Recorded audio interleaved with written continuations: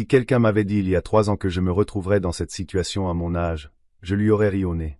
À 74 ans, moi, Alain Lambert, je pensais en avoir assez vu dans cette vie pour ne plus être surpris par la méchanceté humaine. Il s'est avéré que non. Toute ma vie, j'ai travaillé comme chef de chantier sur des sites de construction à Cherbourg et dans ses environs. J'ai commencé comme simple manœuvre, à porter des briques et à mélanger du mortier, mais j'ai fini par gravir les échelons. Je ne dirais pas que c'était un travail de rêve, mais c'était un revenu stable qui me permettait de subvenir aux besoins de ma famille. Mon Élise, de regrettée mémoire, disait toujours que j'avais des mains en or et une tête bien faite. Peut-être qu'elle exagérait, mais j'avais un certain talent avec l'argent. Pendant que d'autres dilapidaient leurs gains dans les bistrots ou aux courses, j'épargnais.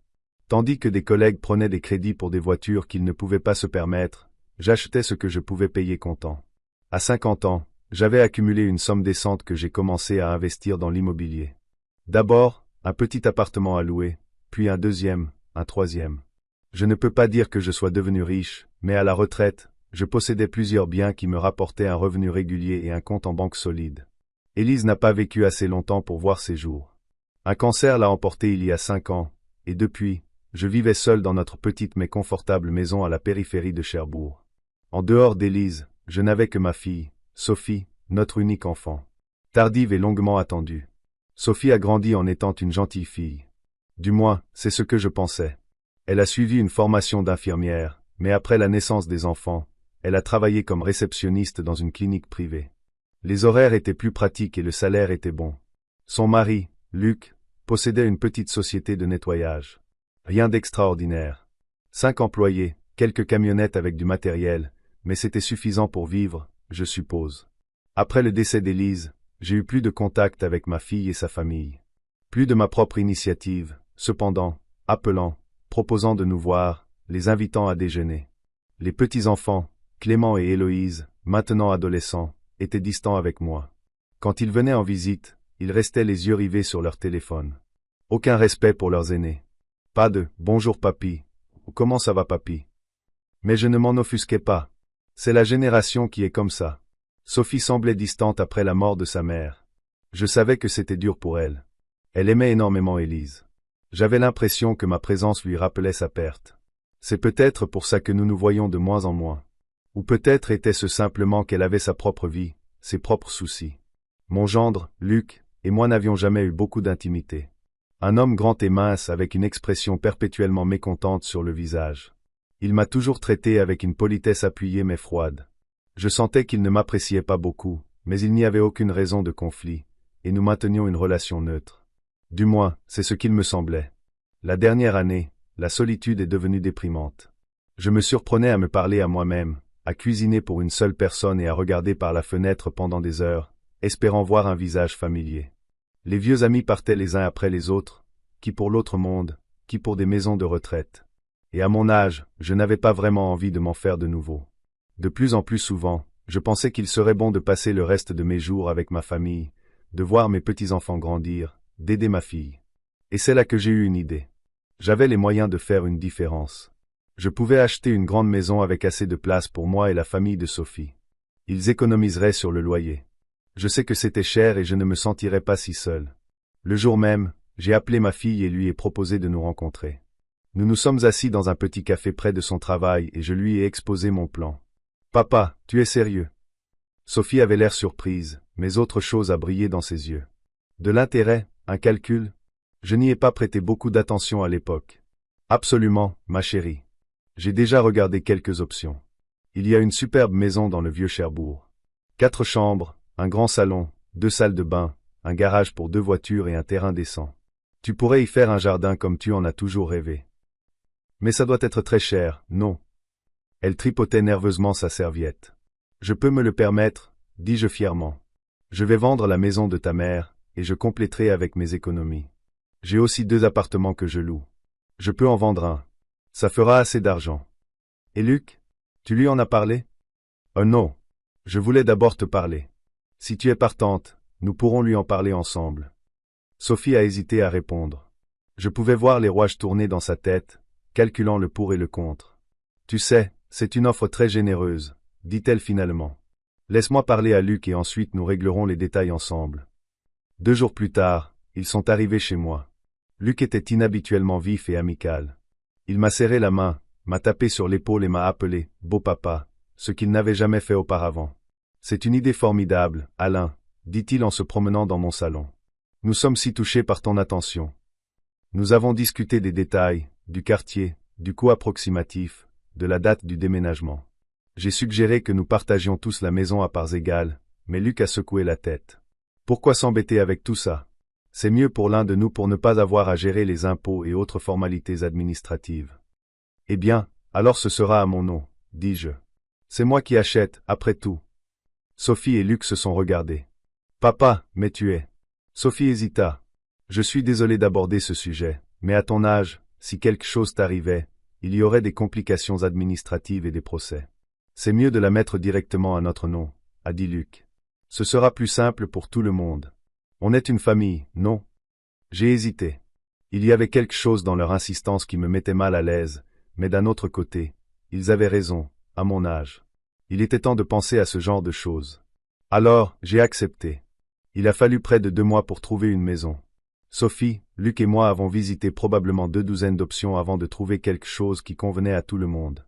Une grande maison bourgeoise dans le vieux Cherbourg, récemment rénovée, mais qui avait conservé son charme historique. J'en suis tombé amoureux au premier regard. De hauts plafonds, des parquets, de grandes fenêtres donnant sur la mer. Elle coûtait plus cher que ce que j'avais initialement prévu. J'ai dû vendre mes 2 appartements en location, mais ça en valait la peine.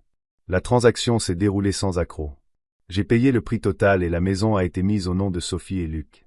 Je me souviens être debout devant le jour où nous avons eu les clés, et je me sentais incroyablement heureux. J'allais enfin avoir une vraie famille à nouveau. Le déménagement a été mouvementé, comme tous les déménagements. Les déménageurs, les cartons, les meubles, les disputes sur où mettre quoi. J'ai eu une chambre au rez-de-chaussée, spacieuse, lumineuse, avec sa propre salle de bain. Luc l'appelait « l'aile de papy », et disait que je serais plus à l'aise sans avoir à monter les escaliers. Attentionné, peut-être, mais je réalise maintenant qu'ils avaient prévu dès le début de me tenir à l'écart de leur partie de la maison. Les premiers jours furent remplis d'une joyeuse effervescence. Nous dînions ensemble, discutions des plans d'aménagement. Même les petits-enfants semblaient se dégeler et me parlaient occasionnellement. J'aidais aux petites réparations. Sophie préparait mes plats préférés. Luc me demandait mon avis sur le jardin. C'était idyllique. Mais après environ une semaine, j'ai remarqué un changement. D'abord, on a cessé de m'inviter au dîner de famille. Sophie m'apportait la nourriture dans ma chambre, expliquant que les enfants devaient préparer leurs leçons à table. Puis Luc s'est énervé quand je suis sorti dans le jardin alors que les enfants y étaient. Il a dit que je dérangeais leur jeu. Et quand j'ai proposé d'aider à réparer un robinet qui fuyait dans la cuisine, il a dit qu'il pouvait le faire lui-même et que je ne devais pas me mêler de leurs affaires. J'ai mis ça sur le compte de la fatigue du déménagement, du stress du changement. J'essayais d'être serviable, mais discret. J'essayais de ne pas m'offusquer des mots durs et des regards froids, mais chaque jour, il devenait de plus en plus évident qu'ils n'étaient pas heureux de m'avoir dans la maison que j'avais achetée pour eux. Un soir, j'ai surpris une conversation entre Sophie et Luc. Ils ne savaient pas que j'étais rentré de ma promenade et que je me tenais dans le couloir. Il est toujours là, disait Luc d'un ton irrité, à regarder, à critiquer, à donner son avis. J'ai l'impression d'être sous un microscope. Que suggères-tu? La voix de Sophie semblait fatiguée. C'est aussi sa maison. Non, c'est notre maison. C'est ce qui est écrit sur les documents qu'il a signés lui-même. À ces mots, je me suis levé doucement, sentant un frisson parcourir ma colonne vertébrale. Quelque chose me disait que ce n'était que le début des ennuis. 2 semaines après mon emménagement, Sophie a annoncé qu'elle voulait organiser une pendaison de crémaillère officielle. Inviter des amis, des collègues, des voisins, pour que tout le monde puisse admirer notre nouvelle maison. J'ai soutenu l'idée avec enthousiasme. Après tout, j'avais de quoi être fier. La maison était vraiment luxueuse, surtout après que nous ayons acheté de nouveaux meubles et changé les rideaux. « Papa, ça te dérange si on la programme pour samedi prochain ?» a demandé Sophie au petit déjeuner. Luc a son jour de congé et les enfants n'ont rien de prévu. « Bien sûr, ma chérie. Est-ce que je peux aider en quoi que ce soit? »« Pas besoin. » Luc est intervenu rapidement. « On s'occupe de tout. Tout ce que tu as à faire, c'est d'être élégant et de sourire aux invités. » Son ton semblait condescendant, mais je n'ai rien dit. J'essayais de ne pas réagir à ces futilités ces derniers jours, pour ne pas exacerber l'atmosphère déjà tendue. Les préparatifs de la crémaillère battaient leur plein. Sophie commandait de la nourriture à un service de traiteur. Luc compilait la liste des invités et achetait de l'alcool. Même les petits-enfants étaient impliqués. Héloïse aidait à décorer la maison et Clément s'occupait de la musique. Moi, par contre, j'étais soigneusement tenu à l'écart. C'est pour ton bien, papa, a dit Sophie quand j'ai proposé mon aide. Tu dois économiser tes forces. Je me sentais indésirable dans ma propre maison, mais je me consolais en pensant que les choses s'amélioreraient après la fête. Le jour de la fête, je me suis réveillé tôt, plein d'anticipation. J'ai mis mon plus beau costume, le bleu foncé qu'Élise m'avait offert pour mes 70 ans. Je me suis coiffé, j'ai même mis un peu d'eau de Cologne, la française que je gardais pour les grandes occasions. Quand j'ai quitté ma chambre, la maison bourdonnait comme une ruche. Les traiteurs installaient des tables et disposaient les hors-d'œuvre. Luc donnait des ordres, et Sophie courait partout avec des fleurs et des bougies. J'ai essayé de proposer mon aide, mais Luc m'a simplement fait signe de m'éloigner. Alain, tu ne feras que gêner. Tu ferais mieux d'aller dans ta chambre, on t'appellera quand ce sera prêt. Frustré, je suis retourné dans ma chambre et j'y ai passé quelques heures, feuilletant un vieil album photo et me remémorant l'époque où ma petite Sophie me regardait avec adoration au lieu d'une irritation mal dissimulée. Les invités ont commencé à arriver vers 18 heures. Je suis sorti pour les accueillir, me tenant à côté de Sophie et Luc, serrant des mains, souriant, mais me sentant comme un figurant à la fête de quelqu'un d'autre. Aucun des invités n'était mes amis ou mes connaissances. Tous des collègues de Sophie et Luc, leurs amis, les parents des camarades de classe de Clément et Héloïse.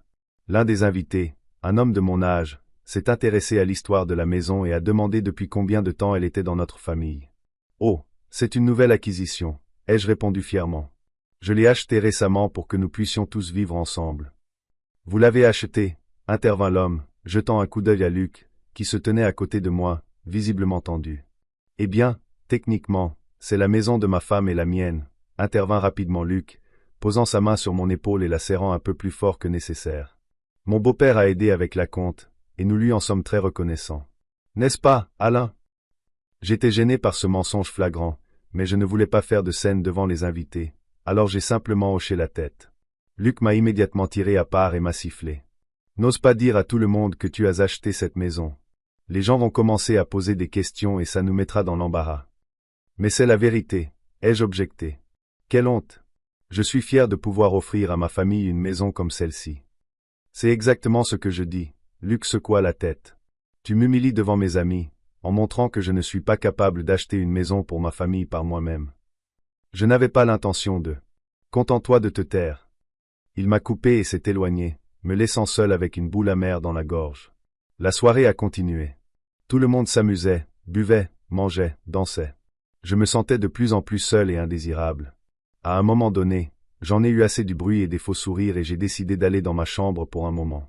Assis sur mon lit, je réfléchissais au fait que peut-être, l'idée de la cohabitation n'était pas si bonne. Peut-être que nous avions tous besoin de plus d'intimité. Peut-être que nous devrions vendre cette maison et en acheter deux plus petites, une pour moi et une pour eux. On a frappé à la porte et sans attendre de réponse, Sophie et Luc sont entrés.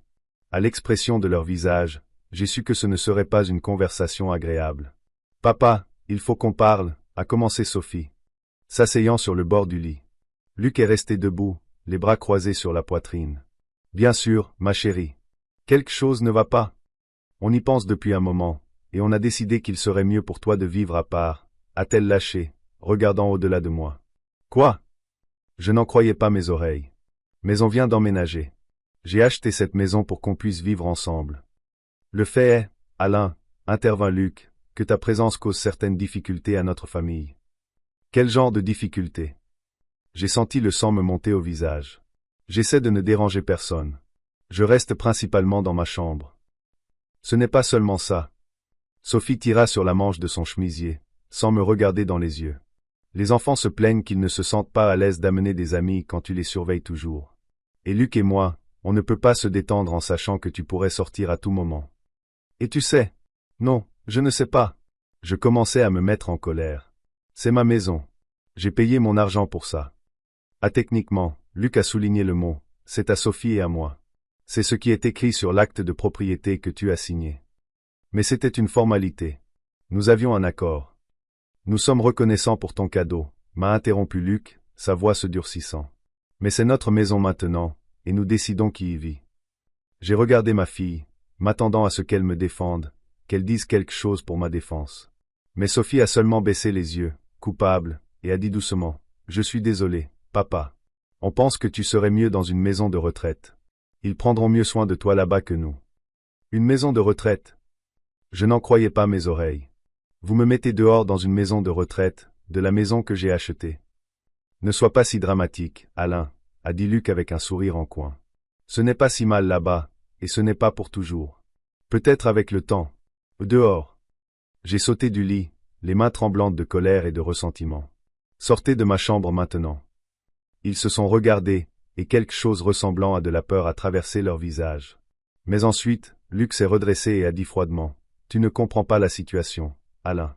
Ce n'est plus ta chambre. C'est notre maison et on te demande de la quitter ce soir. » Ce soir? J'étais abasourdi. Mais nous avons des invités. C'est exactement pour ça, a acquiescé Luc.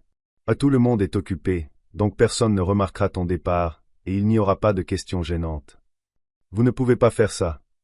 J'ai senti ma gorge se serrer et mes yeux commencer à piquer. Sophie, dis quelque chose. Je suis ton père. Ma fille s'est levée et s'est dirigée vers la porte où se tenait Luc. Papa, s'il te plaît, ne fais pas de scène. On a déjà pris notre décision. Reprends-toi et pars gentiment. Gentiment. J'ai ri amèrement. Dans votre esprit, gentiment signifie mettre votre père de 74 ans à la porte pendant une fête dans la maison qu'il a achetée. Tu as dit que tu l'avais achetée pour nous. Sophie haussa les épaules, et il n'y avait aucune trace de remords dans sa voix. Eh bien, merci pour la maison. On l'adore. Mais toi, on n'a plus besoin de toi. Ces mots m'ont frappé comme une gifle. J'ai regardé ma fille, la femme que j'avais élevée avec amour, la femme pour qui j'avais toujours été prêt à donner ma dernière chemise, et je ne la reconnaissais pas. Devant moi se tenait une étrangère, une personne froide avec le visage de ma Sophie. Je te donne 1 heure, a dit Luc en regardant sa montre. Ensuite, je reviendrai vérifier que tu fais tes bagages. Et ne fais pas de crise d'hystérie devant les invités. Ça ne ferait qu'empirer les choses. Ils sont sortis, me laissant seul dans une chambre qui était la mienne le matin même, mais qui était maintenant soudainement à quelqu'un d'autre. J'étais assis, abasourdi par la trahison, incapable de croire ce qui se passait. Était-ce vraiment ma fille qui venait de me dire qu'elle n'avait plus besoin de moi? Me mettait-il vraiment à la porte de ma propre maison? J'ai essayé de rassembler mes esprits. Peut-être que c'était une sorte de malentendu. Peut-être qu'ils avaient juste trop bu à la fête. Mais au fond de moi, je savais que c'était sérieux. Ils avaient planifié ça depuis longtemps, depuis le tout début. Peut-être même avant que je propose d'acheter la maison. Ils attendaient juste le bon moment. Machinalement, j'ai commencé à mettre des affaires dans la valise que je n'avais pas encore eu le temps de déballer complètement depuis mon emménagement, vêtements, articles de toilette, médicaments, albums photos. Quoi d'autre? J'ai regardé autour de la pièce en essayant de décider quoi emporter et quoi laisser. La prise de conscience que je devais faire tenir toute ma vie dans une seule valise était insupportable. Alors que j'avais presque fini de faire mes bagages, la porte s'est ouverte sans qu'on frappe. Clément et Héloïse, mes petits-enfants, se tenaient sur le seuil. À leur sourire narquois, j'ai compris qu'ils savaient ce qui se passait. Papy fait ses valises, a ricané Héloïse, mâchant un chewing-gum avec défi. N'oublie pas tes pilules et tes couches. Et ne pense pas à emporter quoi que ce soit de la maison, a ajouté Clément, croisant les bras sur sa poitrine comme son père. Maman a dit que tu ne pouvais prendre que tes affaires personnelles. Je les ai regardés et je ne les ai pas reconnus. Quand ces enfants que j'aimais tant s'étaient-ils transformés en êtres si insensibles et cruels? Qui leur avait appris à traiter les personnes âgées comme ça? Est-ce que votre mère sait que vous êtes là? Ai-je demandé, essayant de garder ma dignité. Pourquoi? Tu vas te plaindre, a souri Clément. Elle est occupée avec les invités. On a pensé qu'on allait vérifier si tu n'emportais rien de trop. Sortez, maintenant. Ma voix tremblait de ressentiment et de colère. Je ne suis pas assez impuissant pour tolérer une telle attitude de mes propres petits-enfants. Ouah, papy est en colère. Héloïse a fait une mine effrayée puis a ri. D'accord, on s'en va. Dépêche-toi. Papa a dit qu'il t'avait appelé un taxi. Il sera là dans 15 minutes. Ils sont partis, laissant la porte ouverte, et je les ai entendus rire dans le couloir. Luc a tenu parole. Il est apparu à la porte exactement 1 heure plus tard. Tu es prêt? A-t-il demandé d'un ton professionnel, comme si je partais en vacances et non pas chassé de ma propre maison. Et si je ne le suis pas? J'ai essayé de trouver un peu de sympathie dans ses yeux, mais tout ce que j'ai vu, c'était un calcul froid. Alors je devrais demander à quelques invités de t'aider. Pour accélérer le processus. Il a souri, mais le sourire n'a pas atteint ses yeux. Je suis sûr que tu ne veux pas d'humiliation publique. J'ai fermé ma valise en silence. Il valait mieux partir avec une certaine dignité que d'être jeté dehors devant des étrangers. Ah, le taxi attend. Luc a jeté un coup d'œil à sa montre. Je vais t'accompagner jusqu'à la porte. Et Sophie? J'espérais toujours que ma fille se ressaisirait, que tout cela n'était qu'un malentendu cruel. Elle est occupée avec ses invités, a dit Luc, et il ne faut pas la déranger. Elle est déjà assez contrariée par cette situation. Je voulais dire quelque chose d'autre, mais j'ai réalisé que c'était inutile. J'ai attrapé ma valise et j'ai suivi Luc. En passant devant le salon où les invités s'amusaient, j'ai vu Sophie. Elle riait à la blague de quelqu'un, une coupe de champagne à la main. Nos regards se sont croisés, et pendant un instant, son sourire s'est effacé, mais ensuite elle s'est détournée et a continué la conversation comme si elle ne m'avait pas remarqué. C'était la goutte d'eau qui a fait déborder le vase. J'ai senti quelque chose se briser complètement en moi. Ma fille, ma chair et mon sang, ne m'avaient pas seulement mis à la porte. Elle n'avait même pas trouvé la force de me dire au revoir. Luc a ouvert la porte d'entrée, et je suis sorti dans la fraîcheur du soir. Il y avait effectivement un taxi au bord du trottoir. Où est-ce que je vous emmène? A demandé le chauffeur alors que je montais à l'arrière. J'ai réalisé que je ne connaissais pas la réponse à cette question. Je n'avais plus de maison. Un hôtel près d'ici? Ai-je dit, sentant les larmes traîtresses me monter aux yeux. Le taxi a démarré et j'ai regardé en arrière vers la maison que je pensais posséder ce matin-là. À travers les grandes fenêtres, je pouvais voir la fête. Les gens dansaient, riaient, levaient leurs verres. Aucun d'entre eux n'avait même remarqué que le propriétaire de la maison, celui qui avait payé pour toute cette splendeur, venait d'être banni comme une chose indésirable. À ce moment-là, je me suis juré que je ne les laisserais plus jamais m'utiliser. Plus jamais je ne tendrais la main à ceux qui m'avaient si impitoyablement repoussé, même s'ils suppliaient, même si leur vie en dépendait. L'hôtel de la baie ne tenait pas ses promesses. Ma fenêtre ne donnait pas sur le port, mais sur le mur de briques du bâtiment voisin. Une chambre exiguë avec un lit affaissé, une lampe faible et un climatiseur bruyant est devenu mon foyer. Pendant les 3 premiers jours de mon exil, je ne suis presque pas sorti. Je mangeais des chips et du chocolat du distributeur automatique dans le couloir et je ne répondais pas au téléphone. Je ne recevais pas beaucoup d'appels, cependant. Ce n'est que le 4e jour que je me suis forcé à sortir en ville et à chercher un logement plus permanent. Cherbourg, qui avait toujours été pour moi un foyer accueillant, me semblait maintenant étrangère et hostile. J'errais dans les rues, regardant les annonces d'appartements et me sentant comme un réfugié dans ma propre ville. Le soir, j'ai réussi à trouver un petit appartement dans une vieille maison en périphérie. Une pièce, une minuscule cuisine et une salle de bain avec un robinet qui goutte. Le propriétaire, reconnaissant que j'étais un retraité, a immédiatement exigé 3 mois de loyer d'avance. J'ai payé, bien que ce soit un coup dur pour mes économies restantes. J'ai passé la première nuit dans mon nouveau logement, assis sur le rebord de la fenêtre et regardant la rue déserte. Je ne pouvais pas dormir. Mon esprit était assailli par des fragments de phrases que Sophie et Luc avaient dites. On n'a plus besoin de toi. Merci pour la maison. Tu seras mieux dans une maison de retraite. Comment avait-elle pu? Comment ma petite fille, celle que je portais dans mes bras, à qui je lisais des histoires pour s'endormir, pour qui j'étais prêt à tout abandonner, s'était-elle transformée en cette créature insensible et calculatrice? Quand est-ce que c'était arrivé? Et surtout, pourquoi ne l'avais-je pas remarqué? J'ai passé les jours suivants à essayer d'établir un semblant de vie normale. J'ai acheté de la vaisselle, du linge de maison, quelques livres chez un bouquiniste. J'ai déplacé les affaires qui n'entraient pas dans ma valise cette nuit fatidique depuis le garde-meuble. J'ai trouvé le supermarché et la pharmacie les plus proches. La vie reprenait lentement son cours, mais il n'y avait pas la moindre joie. Sophie n'a pas appelé. Je ne m'y attendais pas, pour être honnête. Ma fierté ne me laissait pas faire le premier pas. Bien que parfois, surtout la nuit, je voulais désespérément entendre sa voix, être sûr que tout cela n'était qu'une horrible erreur. Mais au fond de moi, je savais que ce n'était pas une erreur. C'était leur vrai visage, qu'ils ne sentaient plus le besoin de cacher. Un matin, une semaine ou 2 après mon emménagement, je suis allé au parc. C'était le début de l'automne. Les feuilles commençaient à peine à jaunir et le soleil réchauffait encore comme en été. J'étais assis sur un banc, regardant les enfants jouer sur l'aire de jeu, et soudain j'ai entendu une voix familière. Alain! Alain Lambert! Je n'y crois pas. Je me suis retourné et j'ai vu Gauthier Perrin, mon vieil ami et collègue, que je n'avais pas vu depuis 3 ans, depuis les funérailles d'Élise. Gauthier avait peu changé, la même silhouette trapue, une barbe grise sur le menton et des yeux vifs sous des sourcils broussailleux. Gauthier? J'ai senti quelque chose de chaud s'agiter dans ma poitrine. Qu'est-ce que tu fais ici? J'habite à côté, je promène mon arthrite. Il a souri en s'asseyant à côté de moi. Et toi, comment ça va? Ça fait longtemps que je ne t'ai pas vu. Je voulais dire quelque chose de neutre, le « ça va » ou « doucement » habituel. Mais au lieu de ça, j'ai senti ma gorge se serrer et les larmes me monter aux yeux.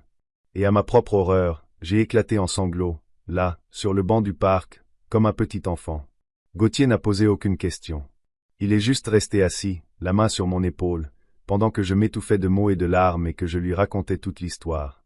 De l'idée d'acheter la maison à l'expulsion honteuse le jour de la crémaillère. C'est salaud, fut tout ce qu'il dit quand j'eus fini. Je suis désolé, Alain. Je sais que c'est ta fille, mais c'est inadmissible. C'est de ma faute. J'ai secoué la tête. Je croyais qu'ils voulaient de moi, pas de mon argent. Je leur ai tout donné. Ce n'était pas ta faute d'aimer ta fille et de vouloir l'aider, a argumenté Gauthier. C'est leur faute d'en avoir profité. Nous sommes restés dans le parc jusqu'au soir.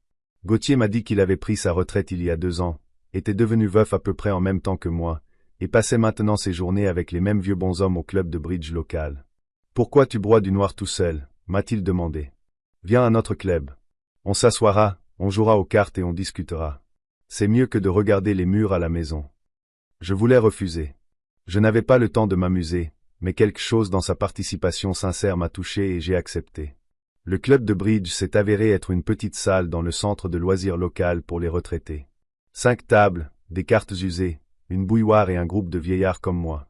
Ils m'ont accepté sans poser de questions, comme si j'avais toujours fait partie de leur compagnie.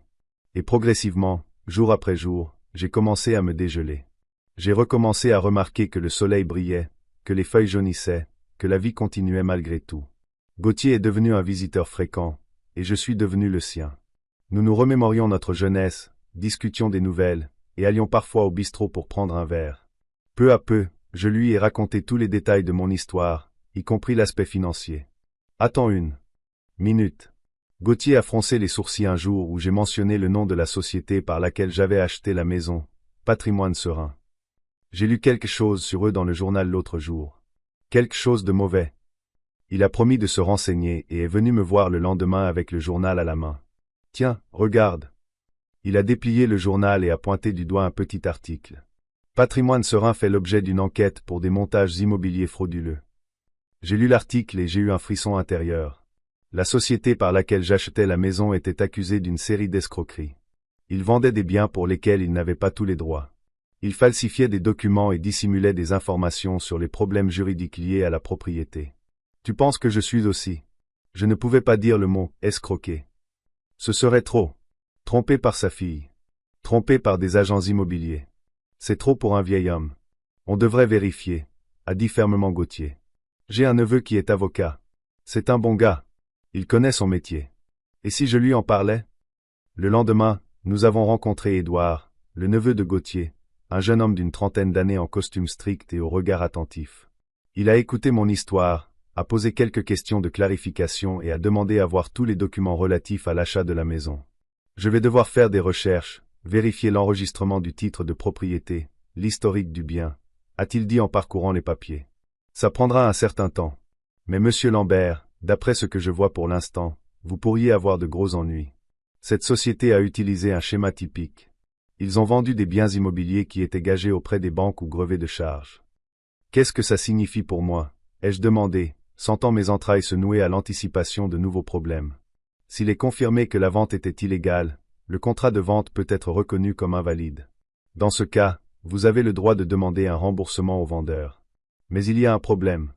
La société a déjà déposé le bilan et de nombreuses victimes ont peu de chances de recevoir une compensation intégrale. Et la maison? Que se passera-t-il avec la maison? S'il s'avère que les propriétaires actuels n'ont pas consenti à la vente ou qu'il y a une charge sur la maison qui n'a pas été divulguée lors de la transaction, la maison pourrait être saisie en faveur des propriétaires légitimes ou des créanciers. Je suis resté abasourdi par cette information. Donc, non seulement je perdais de l'argent, mais Sophie et Luc pouvaient perdre la maison. Étrangement, cette pensée n'a pas apporté la satisfaction attendue, seulement de l'amertume et de la fatigue. Je prends l'affaire, a dit Édouard en rassemblant les papiers. Mais je dois vous avertir, le processus peut être long et ne se terminera pas nécessairement en votre faveur. J'ai passé les jours suivants dans une attente anxieuse. Édouard a appelé plusieurs fois pour m'informer de l'avancement de l'enquête, mais il n'y avait pas de résultat concret. J'ai essayé de me distraire en allant au club, en me promenant avec Gauthier, en suivant même un cours d'informatique à la bibliothèque locale, mais mes pensées revenaient sans cesse à la maison et à la trahison de ma fille. Et puis, exactement 7 jours après ma rencontre avec Édouard, il s'est passé quelque chose que j'attendais et redoutais à la fois. Mon téléphone a sonné et le nom de Sophie est apparu sur l'écran. J'ai fixé l'écran un long moment, hésitant à répondre. Une partie de moi voulait jeter le téléphone contre le mur, mais l'autre partie, celle qui se souvenait encore de la petite fille avec des nattes qui m'appelait le meilleur papa du monde, m'a fait appuyer sur le bouton de réponse. « Papa !» La voix de Sophie semblait effrayée et brisée, comme si elle pleurait. « Papa, tu es là ?» « Oui » ai-je répondu sèchement, essayant de ne pas laisser ma voix trahir la tempête d'émotions à l'intérieur. « Papa, on a des problèmes. » Elle sanglotait. « On se fait expulser de la maison. Des gens avec des documents sont venus. Ils disent que la maison a été vendue illégalement, que les vrais propriétaires exigent de quitter les lieux. Papa, on ne sait pas quoi faire. » Je suis resté silencieux, essayant de donner un sens à ce que j'avais entendu. Donc, Édouard avait raison. La maison avait bien été vendue illégalement. « Papa, tu m'écoutes ?» La voix de Sophie avait une note d'irritation. « On nous a donné 3 jours pour partir. 3 jours. Où est-ce qu'on va aller avec les enfants? » « Qu'est-ce que Luc en dit ?» ai-je demandé, surpris de mon propre calme. Il est en panique. Il dit que c'est une sorte d'erreur, qu'il va poursuivre en justice, mais on n'a pas d'argent pour un bon avocat. « Papa, tu dois nous aider. » « Dois. » Ce mot m'a frappé comme une gifle. Après tout ce qu'ils ont fait, elle dit que je leur dois quelque chose. « En quoi exactement puis-je t'aider, Sophie ?» ai-je demandé. Et ma voix sonnait comme celle d'un étranger. « De l'argent, bien sûr. » Il y avait quelque chose d'exigeant dans son ton. « On a besoin de louer un endroit, d'engager un avocat, et aussi peut-être que tu pourrais parler à ces gens. Tu t'y connais en immobilier. Tu as des relations. » Je l'écoutais et je n'en croyais pas mes oreilles. Pas un mot d'excuse, pas une once de remords, juste des exigences et l'attente que je vienne, comme toujours, à la rescousse. « Sophie, » ai-je dit lentement, sentant une vague de colère monter en moi. « Tu te souviens de ce que tu m'as dit le jour de la crémaillère? » « Quoi ?» Elle semblait confuse. « Qu'est-ce que tu veux dire? » « Tu as dit, merci pour la maison, mais on n'a plus besoin de toi. Tu te souviens? » « Papa, ce n'est pas le moment pour de vieilles rancunes. » Elle avait l'air hystérique. « On est en plein désastre. »« Vous avez un désastre ?» J'ai senti quelque chose se briser en moi. Et quand vous m'avez mis à la porte de la maison que j'ai achetée avec mon propre argent, ce n'était pas un désastre. Quand j'ai dormi dans un hôtel bon marché, sans savoir où aller, ce n'était pas un désastre. Papa, s'il te plaît. Non, Sophie.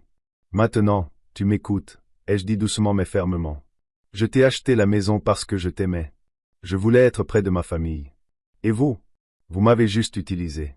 Vous avez pris ce que vous vouliez et puis vous l'avez jeté comme si ce n'était rien. On a eu tort, dit-elle précipitamment. On est désolé. Vraiment. Mais on a besoin de ton aide maintenant. On est une famille, papa. Famille. J'ai souri amèrement. Non, Sophie. Une famille ne fait pas ce que vous avez fait. Une famille ne met pas son père à la porte le jour de la crémaillère. Une famille ne dit pas, on n'a plus besoin de toi. Qu'est-ce que tu dis? Sa voix tremblait. Ce que je dis, ai-je dit lentement et clairement, c'est que vous m'avez appris une leçon précieuse, et je l'ai apprise. Vous m'avez appris que la famille est un mot vide quand il s'agit d'argent et de profit. Vous m'avez appris qu'on ne peut pas faire confiance même aux personnes les plus proches. Et tu sais quoi? Je vous suis reconnaissant pour cette leçon. Elle m'a ouvert les yeux. Papa, tu ne peux pas dire ça. On est désespéré. Où est-ce qu'on est censé aller avec les enfants? Où étais-je censé aller quand vous m'avez mis à la porte? Ai-je demandé. Aviez-vous pensé à ça? Il y eut un silence au bout du fil, puis j'entendis la voix étouffée de Luc. Donne-moi le téléphone. Alain. Sa voix semblait tendue. Écoute, je comprends que tu sois contrarié et on a eu tort, mais ce n'est pas le moment pour les rancœurs. On a de sérieux problèmes et on a besoin de ton aide. Non, ai-je dit calmement. Vous m'avez dit que la maison était à vous maintenant et que vous n'aviez plus besoin de moi. Eh bien, la maison n'est plus à vous et vous n'avez toujours pas besoin de moi. Vous vous occupez de vos propres problèmes. Tu ne peux pas nous faire ça, a-t-il crié. Et les enfants? Ce sont tes petits-enfants. Mes petits-enfants? Je me suis souvenu des moqueries de Clément et Héloïse quand je faisais mes bagages. Non, Luc.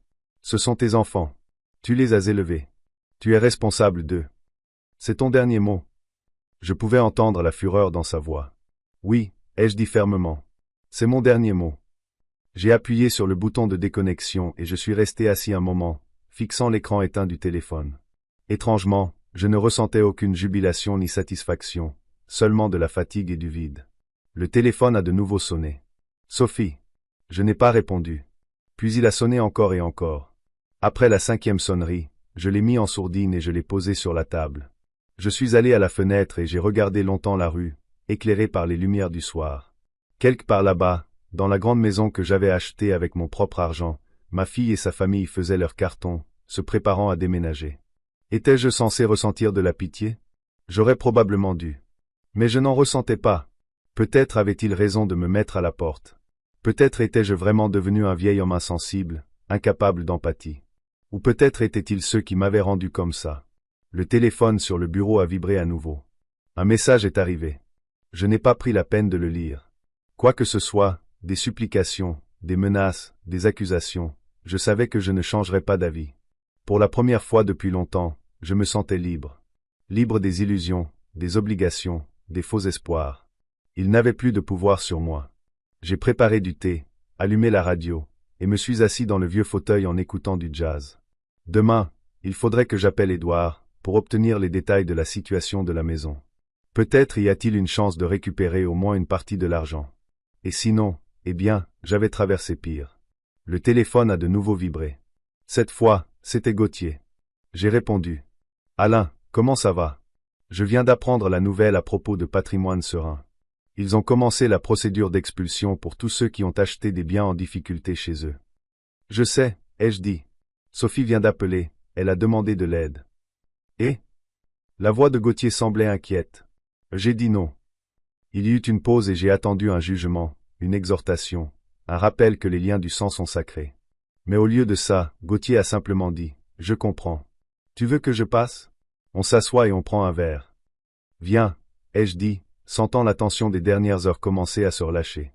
Mais ne me parle pas de valeurs familiales. Je suis allergique au sujet. » D'accord. Gauthier a souri. « Je serai là dans 20 minutes. Et Alain, tu as bien fait. On ne peut pas laisser les gens profiter de soi, même s'ils sont de ta famille. » J'ai raccroché le téléphone et me suis adossé à mon fauteuil. Le téléphone a de nouveau vibré. Un autre message de Sophie. Je savais qu'il faudrait que je les lise tous tôt ou tard, mais pas aujourd'hui. Aujourd'hui, je voulais juste m'asseoir en silence, boire du thé et écouter du jazz, sans penser à la trahison et à la douleur. Gauthier n'est pas resté tard. À notre âge, se coucher tôt n'est plus un luxe, mais une nécessité. Après son départ, je suis resté assis un moment dans le fauteuil, pensant à l'appel de Sophie et à ma réaction. Avais-je été trop dur? Était-ce le ressentiment plutôt que le bon sens qui parlait en moi? Mais dès que je repensais à la nuit où j'avais été mis à la porte de ma propre maison, les doutes s'estompaient. Ils n'avaient montré aucune pitié quand j'étais en difficulté. Pourquoi devrais-je montrer de la pitié quand ils étaient en difficulté? J'ai décidé de lire les messages de Sophie après tout. Il y en avait 5. Papa, s'il te plaît, rappelle-moi. C'est très important. On est vraiment désespéré. On n'a nulle part où aller. Luc dit qu'il va poursuivre les vendeurs en justice, mais ça va prendre beaucoup de temps. On a besoin d'aide maintenant. Papa, les enfants demandent pourquoi papy ne nous aide pas. Qu'est-ce que je dois leur dire? Et le dernier, envoyé après minuit. Si tu ne veux pas me parler, dis-moi au moins où tu habites. On pourrait venir, parler en personne. J'ai souri. Savoir où j'habitais? Pourquoi faire? Débarquer à l'improviste et me faire plaindre en personne ou avoir un terrain de repli en cas d'expulsion. Non, ça n'arrivera pas. Le matin, le téléphone m'a réveillé avec un autre appel de Sophie. Je n'ai pas répondu à nouveau. Puis Édouard, le neveu de Gauthier, a appelé et a suggéré que nous nous rencontrions. Il avait des nouvelles de mon affaire. Nous nous sommes retrouvés dans un petit café non loin de mon appartement. Édouard avait l'air sérieux, mais pas sombre, ce que j'ai considéré comme un bon signe. J'ai étudié tous les documents et fait des recherches, a-t-il dit alors que nous nous asseyions à une table dans le coin. La situation est difficile, mais pas désespérée. Dites-moi franchement, ai-je demandé. Qu'en est-il de la maison et de mon argent? La maison a été vendue illégalement. Édouard a étalé quelques papiers sur la table. Patrimoine Serein n'avait pas tous les droits sur la propriété. La maison était hypothéquée auprès de la banque sur le prêt du propriétaire précédent, qui n'avait pas été entièrement remboursé. De plus, il y avait des charges supplémentaires sur la maison dont on ne vous a pas parlé lors de l'achat. Et maintenant? La banque a entamé une procédure de saisie. Votre fille et votre gendre, en tant que propriétaires actuels sur l'acte de propriété, ont reçu un avis d'expulsion. On leur a donné un certain délai pour quitter les lieux. Et mon argent? C'est là que ça devient intéressant, a dit Édouard, revigoré. Comme vous avez été trompé lors de l'achat de la propriété, vous n'avez pas été informé des charges importantes qui pesaient sur le bien. Vous avez le droit de demander un remboursement au vendeur, c'est-à-dire à Patrimoine Serein. Mais ils sont en faillite, lui ai-je rappelé. Techniquement, oui.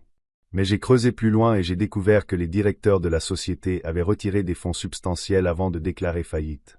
C'est de la fraude. La police enquête maintenant, et il y a de bonnes chances que les actifs soient saisis et utilisés pour indemniser les victimes. Quelle chance! Assez bonne pour entamer une action en justice. Édouard m'a tendu un autre papier. J'ai préparé une plainte en votre nom. Si vous la signez, nous pouvons la déposer aujourd'hui. J'ai lu le document attentivement. Tout était bien écrit et clair, même pour moi qui suis loin des subtilités juridiques. Et Sophie et Luc? Ai-je demandé, levant les yeux du papier. Peuvent-ils aussi demander une indemnisation? Édouard secoua la tête. Justement, non. Vous êtes l'acheteur sur l'acte de vente, mais ils sont les propriétaires. Vous pouvez réclamer votre argent en tant que victime de fraude. Ils ne peuvent que contester l'expulsion, mais les chances de succès sont minimes étant donné que la banque a le plein droit de saisie. Donc, je pourrais récupérer mon argent et il se retrouverait sans rien. Ai-je précisé, ressentant un étrange mélange d'émotions. Théoriquement, oui, a acquiescé Édouard. Mais vous devez comprendre que le processus de récupération de votre argent peut être long et qu'il n'est pas certain que nous puissions récupérer la totalité du montant. J'ai signé la plainte et quelques autres documents qu'Édouard avait préparés. Nous avons convenu qu'il me tiendrait au courant des développements et nous nous sommes séparés. Sur le chemin du retour, j'ai réfléchi à ce que j'avais appris. Ce qui était étrange, c'est que j'aurais dû ressentir de la jubilation ou au moins de la satisfaction que justice soit faite. Sophie et Luc, qui m'avaient mis à la porte de la maison que j'avais achetée, se retrouvaient maintenant à la rue. Je pourrais récupérer mon argent, et ils n'auraient rien. La vengeance parfaite dont je n'avais jamais rêvé. Mais au lieu de la jubilation, je ne ressentais que de la fatigue et du vide. C'était comme si toute cette histoire avait aspiré toute l'émotion de moi, ne laissant que de l'indifférence morte. C'est peut-être pour ça que, quand on a frappé à la porte ce soir-là, j'ai ouvert sans même demander qui c'était. Sophie se tenait sur le seuil. Elle avait l'air hagarde, les cernes sous les yeux, le visage pâle, les cheveux en désordre. Elle tenait un petit sac. « Papa » a-t-elle soufflé, visiblement soulagée. « Dieu merci, je t'ai trouvé. »« Comment as-tu eu mon adresse ?» ai-je demandé, sans faire aucune tentative pour l'inviter à entrer. « Les voisins de ton ancienne maison. Ils t'ont vu sortir d'ici. » Elle a fait un pas en avant. « Je peux entrer ? Il faut qu'on parle. » J'ai reculé à contre-cœur, la laissant entrer dans l'appartement. Sophie a regardé autour d'elle, quelque chose de semblable à de la pitié traversant son visage. « Tu vis ici ?» a-t-elle demandé, l'incrédulité dans la voix. « C'est si misérable, ai-je terminé pour elle. Oui, ce n'est pas un manoir victorien dans un quartier chic, mais il y a un toit au-dessus de ma tête. Merci beaucoup. » Sophie était gênée et a baissé les yeux. « Je suis désolé. Je ne voulais pas dire ça. » « Peu importe. » J'ai montré la seule chaise. « Assieds-toi. Pas de thé. » Je n'attendais pas de compagnie. Elle s'est assise, serrant toujours le sac dans ses mains comme si elle avait peur de s'en séparer. « Papa, je sais que tu es en colère contre nous, » a-t-elle commencé. « Et tu as le droit de l'être. Ce qu'on a fait était horrible. Je ne sais pas ce qui nous a pris. Je suppose qu'on a juste cédé à la cupidité. Grande maison, quartier chic. On s'est sentis comme des personnes différentes et on a pensé qu'on pouvait commencer une nouvelle vie, sans passé. Et j'étais une partie de ce passé, ai-je dit. Oui, elle a baissé la tête. C'est impardonnable, je sais, mais on est dans une situation désespérée en ce moment. On est expulsé après-demain. On n'a pas l'argent pour louer un nouvel endroit. Luc a perdu des clients importants. Les choses ne vont pas bien à l'entreprise. On ne sait pas où aller. Et tu es venu me voir, j'ai croisé les bras sur ma poitrine. L'homme que tu as mis à la porte de sa propre maison. Tu ne trouves pas ça ironique? Si, a-t-elle dit doucement. Mais on n'a pas le choix. Je ne demande pas pour moi, papa. Je demande pour les enfants. Ils n'ont pas d'endroit où vivre. J'ai regardé ma fille et j'ai essayé de la voir comme la petite fille que j'avais aimée le plus au monde. Mais tout ce que je voyais, c'était une femme étrange qui n'était pas venue pour s'excuser, mais pour demander de l'aide à nouveau. Qu'est-ce que tu veux de moi exactement, Sophie? On pourrait rester avec toi un moment. Elle a regardé autour de la petite pièce. Je sais que c'est à l'étroit, mais ce n'est que temporaire, jusqu'à ce qu'on trouve un autre logement. Tous les quatre, ai-je souri. Dans un studio. Luc pourrait rester chez son frère, a-t-elle dit à la hâte. Et moi et les enfants. Eh bien, on se débrouillera. Ça ne durera pas longtemps. Je te le promets. Et si je dis non, ai-je demandé, observant sa réaction. Sophie est devenue encore plus pâle. Papa, s'il te plaît, ne dis pas non. On est vraiment désolé pour ce qu'on a fait. C'était horrible, impardonnable. Mais ne punis pas les enfants pour nos erreurs. Les enfants. Je me suis souvenu de Clément et Héloïse qui se moquaient de moi quand je faisais mes bagages. Les mêmes qui se sont moqués de moi quand vous m'avez mis à la porte. Ils sont assez grands pour savoir ce qu'ils font et assez grands pour assumer la responsabilité de leurs actes. Ils ont eu tort. Sophie a baissé la tête. Mais ils ne faisaient qu'imiter Luc et moi. C'est de notre faute. On leur a donné un mauvais exemple. Je suis resté silencieux, fixant la femme en face de moi. Avait-elle l'air repentante ou simplement désespérée? Difficile à dire. Probablement les deux. J'ai parlé à mon avocat aujourd'hui, ai-je dit, changeant de sujet. Il pense que j'ai de bonnes chances de récupérer l'argent que j'ai dépensé pour la maison. Vraiment. Les yeux de Sophie se sont illuminés d'espoir. Alors on peut. Non, Sophie, j'ai secoué la tête. Je peux récupérer mon argent parce que j'ai été trompé lors de l'achat. Et vous et Luc, en tant que propriétaire formel de la maison, n'avez droit à aucune compensation. Vous serez simplement expulsés. Mais ce n'est pas juste, s'est-elle exclamée. La maison a été achetée avec ton argent, mais pour nous. Était-ce juste de me mettre à la porte de cette maison, ai-je rétorqué. Était-ce juste de dire que vous n'aviez plus besoin de moi après que je vous ai donné tout ce que j'avais? Sophie est restée silencieuse, la tête baissée. Tu sais, ai-je continué après une pause, j'ai beaucoup réfléchi ces dernières semaines, et je suis arrivé à la conclusion que vous m'avez appris une leçon très précieuse. Vous m'avez montré que dans ce monde, chacun doit d'abord s'occuper de soi-même. Que les liens familiaux ne signifient rien quand il s'agit de profit, qu'on ne peut pas faire confiance même aux personnes les plus proches. Et je suis reconnaissant pour cette leçon. Papa, on a eu tort, a dit Sophie doucement. On a cédé à la tentation, mais ça ne veut pas dire que tout le monde est comme ça. S'il te plaît, ne deviens pas cynique à cause de notre erreur. Cynique. J'ai secoué la tête. Non, Sophie, je suis juste devenu réaliste. Et en tant que réaliste, je vois que tu es venu me voir non pas parce que tu as des remords, mais parce que tu n'as nulle part où aller. Pas parce que tu m'aimes, mais parce que tu as besoin de mon aide. Et tu sais quoi? Je ne marche plus. Qu'est-ce que tu dis? Il y avait de la peur dans sa voix. Je dis que je ne vous laisserai pas vivre chez moi, ai-je répondu calmement. Je ne vous donnerai pas d'argent pour le loyer. Je ne résoudrai pas vos problèmes. C'est vous qui avez créé cette situation, et c'est à vous de vous en occuper. Papa, tu ne peux pas faire ça. Des larmes ont coulé de ses yeux. On est ta famille. Famille. J'ai souri amèrement. Non, Sophie. Vous avez cessé d'être ma famille le jour où vous m'avez mis à la porte. Une famille ne fait pas ce que vous avez fait. On a eu tort. Elle criait presque. Ah, les gens font des erreurs. N'as-tu jamais fait d'erreur? Bien sûr que j'ai fait des erreurs. J'ai hoché la tête. Ma plus grande erreur a été de trop vous laisser faire. Trop pardonner. Trop donner sans rien demander en retour. Mais je ne referai plus cette erreur. Sophie me regarda avec horreur, comme si elle voyait non pas son père mais un monstre. Tu as changé, a-t-elle murmuré. Oui, ai-je convenu. J'ai changé. Vous m'avez changé. Et tu sais quoi? J'aime cette nouvelle version de moi. Celle qui ne se laisse pas utiliser. Celle qui s'estime plus que ses parents ingrats. Alors, qu'est-ce qu'on fait? Il y avait du désespoir dans sa voix. La même chose que j'ai faite quand vous m'avez mis à la porte, ai-je haussé les épaules. Trouver un logement, économiser de l'argent, travailler plus, s'en sortir seul. On n'a même pas d'argent pour un acompte sur le loyer. Je n'en avais pas non plus quand j'ai quitté l'hôtel, lui ai-je rappelé. Mais je m'en suis sorti, et vous aussi. Luc a une entreprise. Tu as un travail. Vous avez 2 enfants presque adultes qui peuvent travailler à temps partiel. Vous n'allez pas vous retrouver à la rue. Tu es cruel. Sophie secoua la tête. Je ne te reconnais pas. Non, Sophie. Je l'ai regardé droit dans les yeux.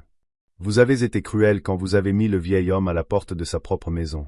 Quand vous lui avez dit qu'on n'avait plus besoin de lui. Quand vous l'avez fait faire ses valises sous les moqueries de ses propres petits-enfants. Je suis juste. Je vous donne ce que vous méritez. Ni plus, ni moins. Elle s'est levée, serrant le sac si fort que ses jointures sont devenues blanches. Alors, c'est ton dernier mot? Tu ne nous aideras pas. Je n'aiderai pas, ai-je dit fermement. Et tu peux dire à Luc que s'il essaie de venir ici et de me menacer comme il l'a fait la dernière fois, j'appellerai la police. Je ne suis plus un vieil homme sans défense qu'on peut intimider. Sophie s'est dirigée vers la porte, mais s'est arrêtée sur le seuil et s'est retournée. Tu sais, papa, je comprends ton ressentiment. Vraiment. Mais ce que tu fais en ce moment, c'est de la vengeance, et la vengeance n'apporte jamais de soulagement.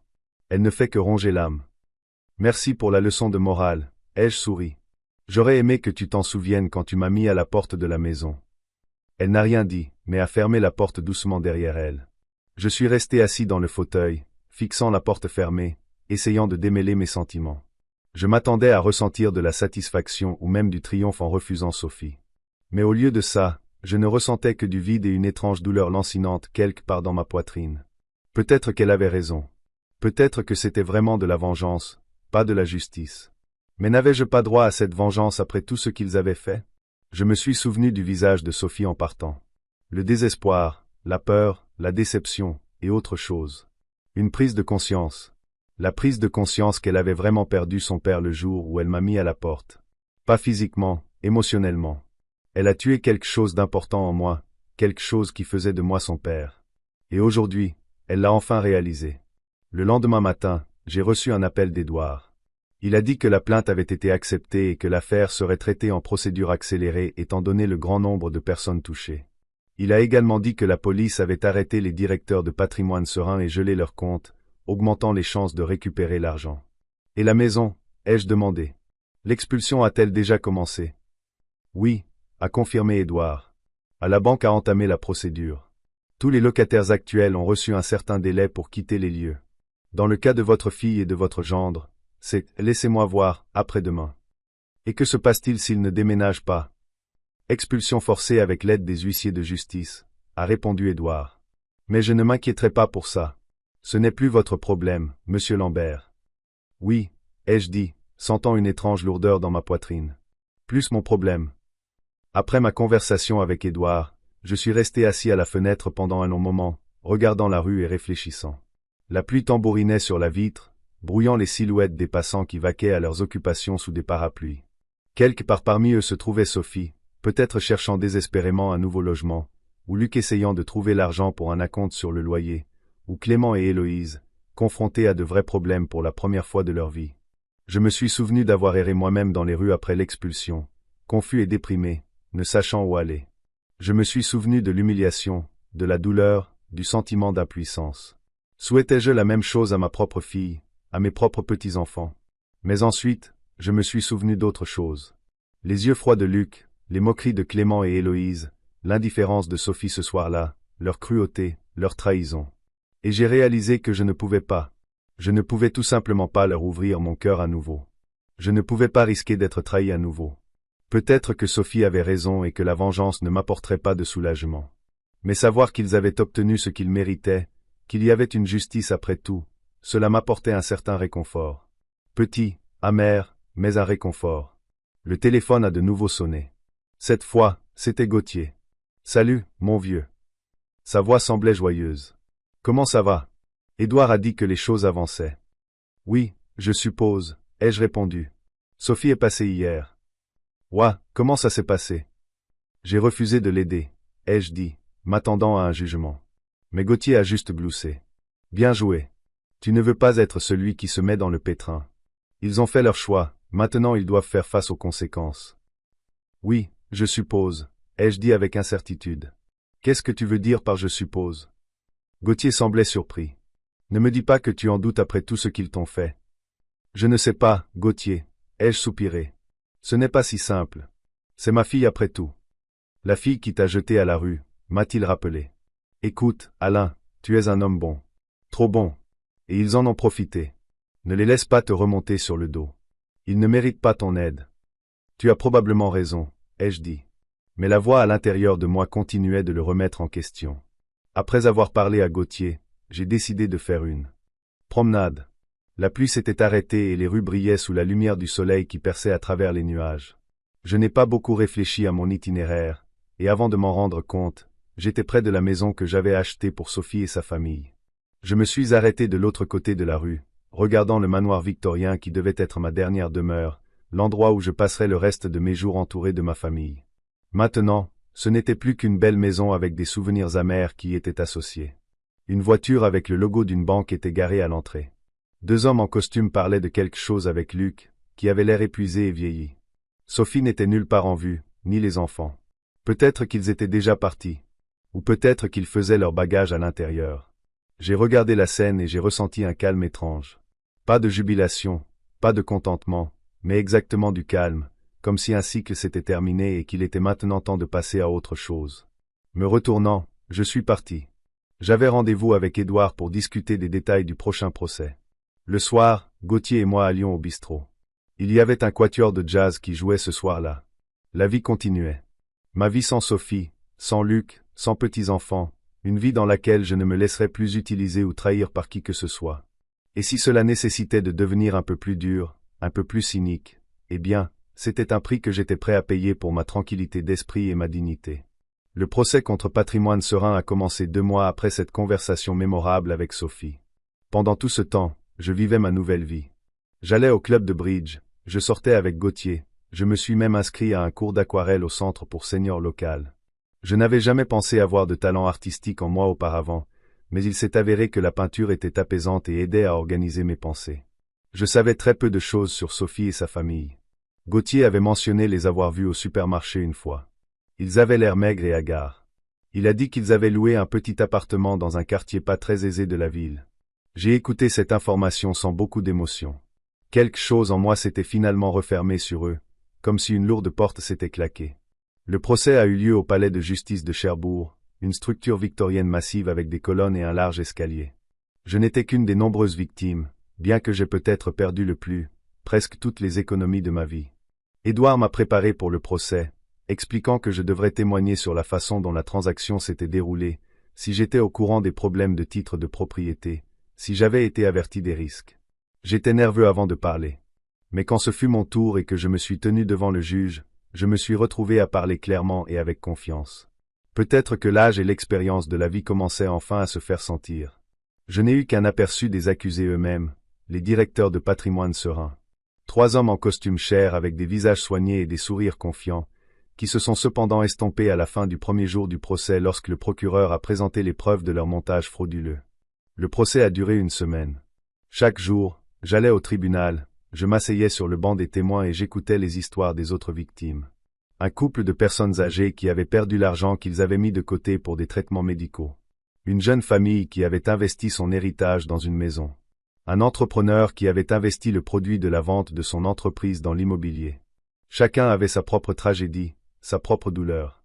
Mais le dénominateur commun, c'est qu'ils avaient fait confiance aux fraudeurs et avaient tout perdu. Le 7e jour, le tribunal a rendu son verdict. Les directeurs de Patrimoine Serein ont été reconnus coupables de fraude et condamnés à des peines de prison.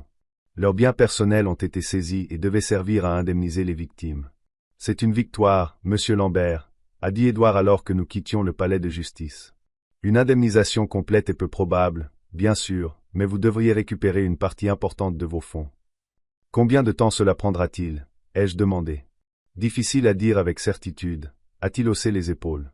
Les actifs saisis devront être réalisés. Ensuite, les fonds devront être répartis entre les victimes au prorata de leurs pertes.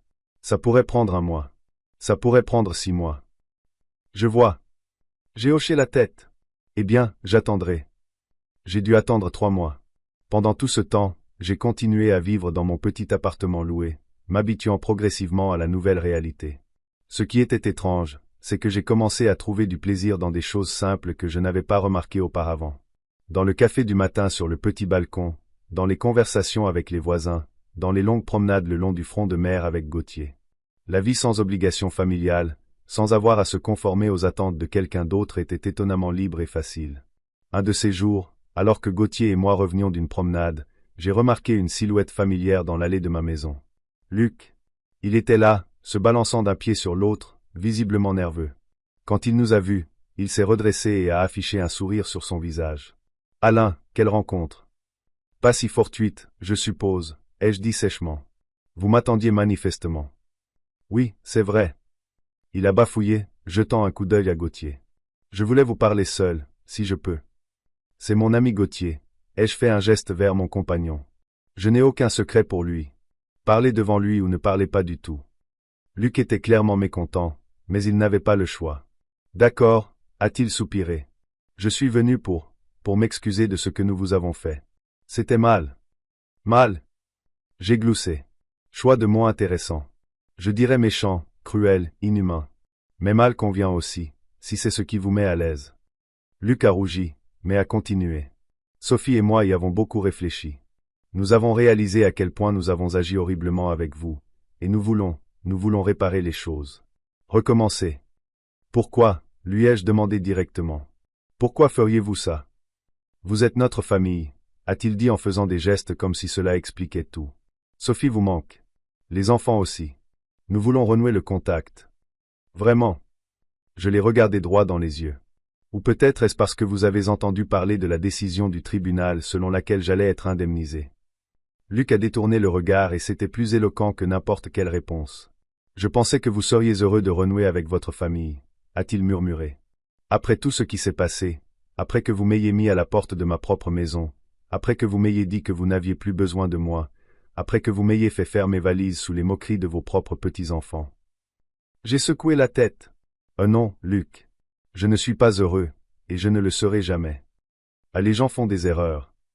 Il a essayé de rendre sa voix convaincante. Nous méritons tous une seconde chance.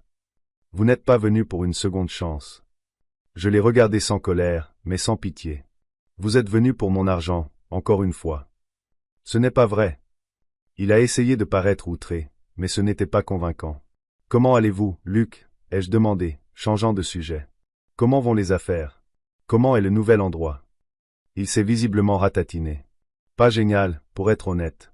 J'ai perdu de gros clients, j'ai dû licencier des employés. Et l'appartement, eh bien, ce n'est pas ce à quoi nous sommes habitués, bien sûr. Je vois. J'ai hoché la tête. Et vous avez décidé que je suis votre ticket de retour vers une vie confortable. Que je vais de nouveau ouvrir mon portefeuille et vous sauver. Nous sommes une famille, a-t-il répété obstinément. Une famille est censée se soutenir mutuellement en cas de besoin. Famille. J'ai ri, mais c'était un rire amer. Non, Luc. Vous avez cessé d'être ma famille le moment où vous m'avez mis à la porte. Ce n'est pas ce que fait une famille. Que dois-je dire à Sophie? A-t-il demandé après une pause. Rien, ai-je haussé les épaules. Ou la vérité. Que je ne crois plus ce que vous dites. Que je ne veux plus rien avoir à faire avec vous. Que j'ai appris une leçon précieuse de votre part. Que je dois d'abord penser à moi. Vous ne pouvez pas simplement nous rayer de votre vie. Je pouvais entendre le désespoir dans sa voix. Sophie est votre fille. Clément et Héloïse sont vos petits-enfants. Je peux, ai-je dit calmement. Et je l'ai déjà fait. Maintenant, si vous voulez bien m'excuser, je dois y aller. Je l'ai contourné et me suis dirigé vers l'allée. Gauthier m'a suivi, lançant à Luc un regard de mépris flagrant. Vous allez le regretter, m'a crié Luc. Quand vous serez seul dans votre vieillesse, vous vous souviendrez de cette conversation. Je me suis retourné. Je suis déjà seul, Luc. Et vous savez quoi? Ce n'est pas une mauvaise chose. Au moins, je sais avec certitude qu'il n'y a pas de traître autour de moi. Sur ces mots, je suis entré dans le hall, le laissant debout dehors. Tu es dur avec lui, a dit Gauthier alors que nous montions les escaliers. Quoi d'autre? Ai-je haussé les épaules. Il n'est pas venu pour faire la paix. Il est venu pour l'argent. Tu penses que Sophie viendra aussi? Elle viendra, ai-je hoché la tête. Dès qu'elle réalisera que Luc n'a pas réussi par son intermédiaire. Elle a toujours été plus têtue et persistante que lui. J'avais raison.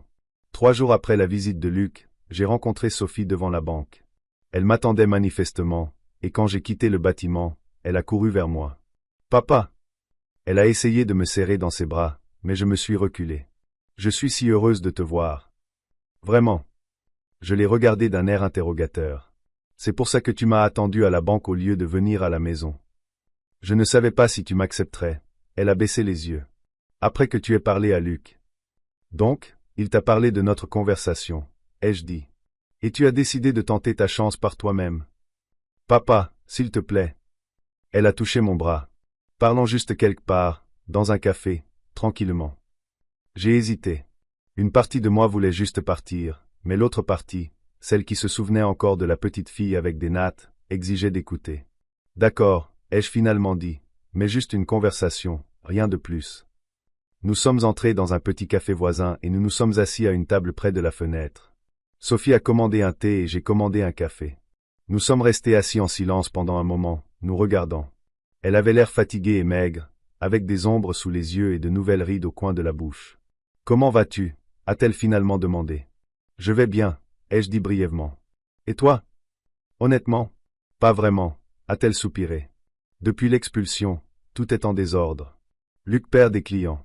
Je travaille à temps partiel pour joindre les deux bouts. Clément a abandonné l'école, il s'est accoquiné avec de mauvaises fréquentations. Héloïse s'est renfermée. Elle parle à peine. Je suis désolé d'entendre ça, ai-je dit. Et ce n'était pas un mensonge. J'étais désolé. Pas pour eux spécifiquement, mais pour la situation dans son ensemble. Désolé que les choses aient tourné de cette façon. Désolé que nous soyons assis ici comme des étrangers en ce moment. Papa, je sais que tu es en colère contre nous.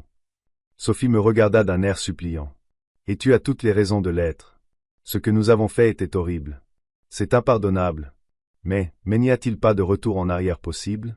Ne pouvons-nous pas arranger les choses? Qu'est-ce que tu veux arranger exactement, Sophie? Lui ai-je demandé sans détour. Ta situation financière ou notre relation? Les deux, a-t-elle répondu honnêtement. Et j'étais reconnaissant, ne serait-ce que pour cette honnêteté. Oui, nous avons besoin d'aide.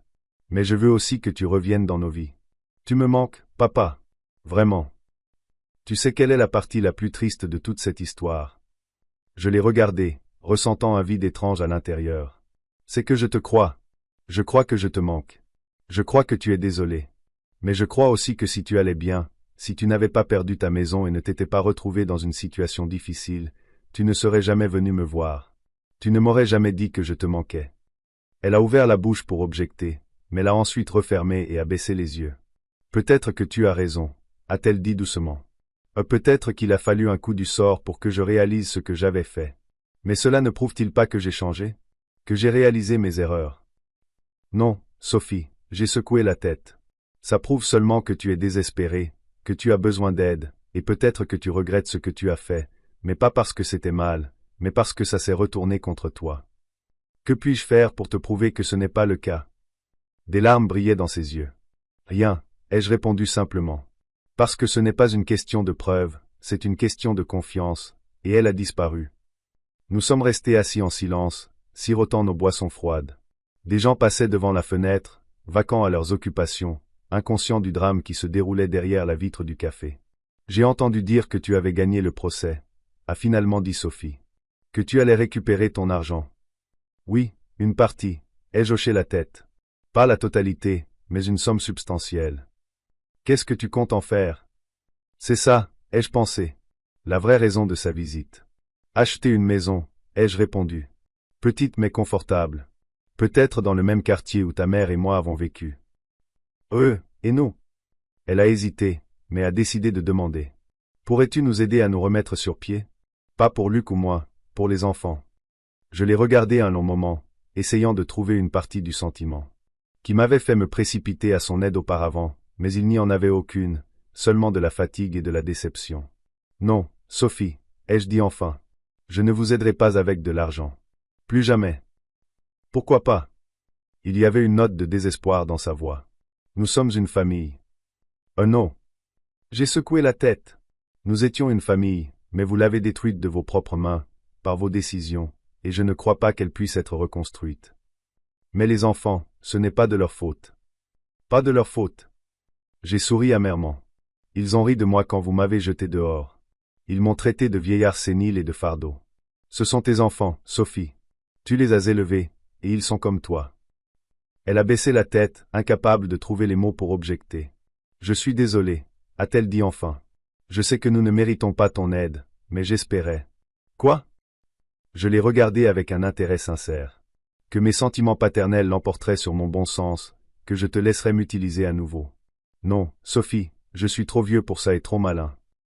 Elle s'est levée pour partir. Alors, c'est la fin, a-t-elle demandé. Et il y avait une vraie douleur dans sa voix. Tu nourrais de ta vie. Pas moi, ai-je répondu doucement. C'est toi qui l'as fait quand tu m'as mis à la porte et que tu m'as dit que tu n'avais plus besoin de moi. J'ai simplement accepté ta décision. Elle n'a rien dit, a juste hoché la tête et est sortie du café sans se retourner. Je suis resté là un moment, fixant mon café inachevé et pensant à ce qui s'était passé. Étrangement, je ne ressentais aucune jubilation ni satisfaction, juste une confiance tranquille que j'avais fait ce qu'il fallait, que j'avais enfin appris à m'estimer plus que ceux qui m'avaient blessé. J'ai reçu mon indemnisation un mois après le procès. Comme Édouard l'avait prédit, ce n'était pas la totalité du montant, mais assez pour acheter une petite mais confortable maison dans un quartier agréable de Cherbourg. Un pavillon de 2 étages avec un jardin, pas trop loin du centre, dans un quartier calme où vivaient principalement des retraités comme moi. Le déménagement n'a duré qu'une journée. Je n'avais pas beaucoup d'affaires. Gauthier a aidé, puis nous avons eu une petite pendaison de crémaillère, juste nous deux. Nous nous sommes assis sur la véranda, avons siroté du whisky et parlé de la vie. Le passé, le futur. Tu sais, Alain, a dit Gauthier, regardant le liquide ambré dans le verre. Je suis fier de toi. Tout le monde n'aurait pas pu faire une telle reconstruction à notre âge. Trouver la force de recommencer. Je n'avais pas le choix, ai-je haussé les épaules. Soit recommencer, soit abandonner. Et je n'ai jamais été du genre à abandonner. Et maintenant, quel est le plan? J'ai réfléchi. Mes plans tournaient autrefois autour de ma famille, de ma fille, de mes petits-enfants. Maintenant, j'étais libre de ces obligations, libre de vivre pour moi-même. Je vais voyager, ai-je dit enfin. J'ai toujours voulu voir Rome, Venise, Paris. Élise en rêvait, mais nous avons toujours reporté. Et puis, elle est partie. C'est une bonne idée. Gauthier a hoché la tête. Peut-être que je ferai un tour avec toi. J'ai toujours voulu voir le monde. J'adorerais la compagnie, ai-je souri. Et je veux faire du bénévolat. Il y a un orphelinat près d'ici. Je pensais que je pourrais peut-être aider avec de l'argent, juste être là, lire des livres, jouer aux échecs. Les enfants ont besoin de grands-pères, même s'ils ne sont pas de la famille. C'est digne. Gauthier a levé son verre. À une nouvelle vie, Alain, qu'elle soit longue et heureuse. À une nouvelle vie. J'ai trinqué avec lui et j'ai pris une gorgée. Cela fait 6 mois depuis ce jour. Je suis allé en Italie. Rome et Florence m'ont enchanté par leur beauté antique. Puis il y a eu la France, l'Espagne, la Grèce. Je voyageais léger, séjournais dans de petits hôtels familiaux, déambulais dans les rues étroites des vieilles villes et me sentais libre. Pour la première fois depuis des années, je vivais pour moi-même, sans me soucier des attentes et des besoins des autres. De retour à Cherbourg, j'ai commencé à visiter régulièrement l'orphelinat local. Au début, j'apportais simplement des livres et des jouets. Puis j'ai commencé à m'attarder, à lire des histoires aux enfants et à jouer à des jeux de société avec eux. Peu à peu, je suis devenu papy Alain pour eux. Pas un parent, mais un proche. Quelqu'un qui écoutera toujours, aidera, soutiendra, quelqu'un qui ne trahira jamais. J'entendais peu parler de Sophie et de sa famille. Gauthier apportait occasionnellement des nouvelles. Luc a perdu son entreprise, a pris un emploi dans une station de lavage. Sophie a été licenciée de la clinique et faisait des ménages. Clément a définitivement abandonné l'école, s'est accoquiné avec de mauvaises fréquentations. Héloïse, la seule du groupe, semblait avoir franchi le pas. Elle a trouvé un emploi dans un supermarché et étudiait le soir. J'écoutais les nouvelles avec sympathie, mais sans désir d'intervenir. Ils avaient fait leur choix. Maintenant, ils vivaient avec les conséquences. Et moi aussi. Parfois, assis dans mon jardin le soir et regardant les étoiles, je pensais à la tournure étrange que les choses avaient prise. J'avais perdu des illusions mais gagné en clarté. Perdu le passé mais gagné le futur. Et vous savez quoi? Je n'avais aucun regret. Ni d'avoir acheté cette maison maudite, ni de la trahison de Sophie, ni de leur avoir tourné le dos. Chacune de ces étapes m'a conduit là où je suis maintenant. Une vie tranquille, digne, remplie de sens et de joie. La famille, ce n'est pas seulement des liens de sang. C'est le respect, la confiance, l'amour. Et si les parents par le sang ne sont pas capables de cela, alors ils ne sont pas une famille. Ce sont juste des gens avec qui vous êtes génétiquement liés par hasard. Ma vraie famille, c'était Gauthier, les enfants de l'orphelinat, les voisins avec qui nous faisions des barbecues le week-end, les membres du club de bridge avec qui je passais des soirées à jouer aux cartes et à converser. Des gens qui m'appréciaient pour ce que j'étais, pas pour ce que je pouvais leur donner. Un jour, en rentrant des courses, j'ai vu Sophie de l'autre côté de la rue. Elle m'a remarqué, s'est arrêtée comme si elle voulait s'approcher. Je lui ai fait un signe de tête. Pas de colère, pas d'offense, juste un signe que je la voyais. Elle a hésité un instant, puis a hoché la tête en retour et a continué son chemin. Cet échange silencieux de signes de tête fut notre dernière conversation. Je ne cherchais pas à la voir, ni aucun membre de sa famille, et il semblait avoir enfin compris qu'il n'y avait plus rien à attendre de moi, et c'était la bonne chose à faire. Parfois, pour avancer, il faut laisser le passé derrière soi, même si ce passé est votre propre chair et votre propre sang. J'ai appris à vivre pour moi-même. J'ai appris à apprécier chaque jour, chaque instant. J'ai appris à trouver de la joie dans les petites choses, une tasse de café le matin, les roses qui fleurissent dans le jardin, le rire des enfants à l'orphelinat, les longues conversations avec Gauthier. Et vous savez quoi? J'étais heureux. Vraiment heureux. Peut-être pour la première fois depuis des années. Qui aurait cru que trahir ma fille me mènerait finalement au bonheur? La vie est vraiment pleine d'ironie et de leçons que nous ne sommes pas toujours prêts à entendre. Mais je les ai entendues et j'en suis reconnaissant. Même si le chemin vers cette prise de conscience a été douloureux et difficile. Je suis Alain Lambert, 75 ans, et je vis enfin la vie que j'étais censé vivre. Avec dignité, avec joie, avec amour pour moi-même et pour le monde qui m'entoure. Sans illusions, sans fausses obligations, sans ceux qui ne voyaient en moi qu'une source d'argent et de confort. Et vous savez quoi? C'est une belle vie. Vraiment.